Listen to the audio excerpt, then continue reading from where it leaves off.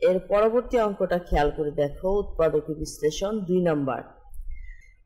9x square plus 24x plus 16।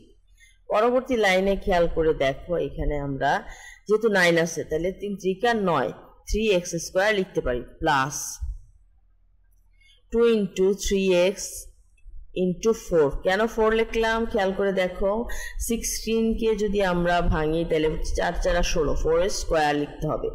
সেভাবে আমরা এখানে লিখলাম 2 into 3x into 4।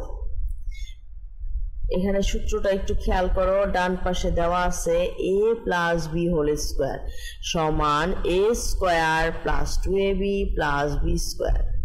পরবর্তী লাইনটাতে খেয়াল করে দেখো, 3x প্লাস 4 হোল স্কয়ার। যেহেতু আমরা সূত্র মতে কিন্তু প্রথমে বসাইছিলাম, তাহলে এই সূত্রটা আমরা লিখতে পারি 3x প্লাস 4 হোল স্কয়ার। এটাই হচ্ছে 2 নম্বরের আনসার।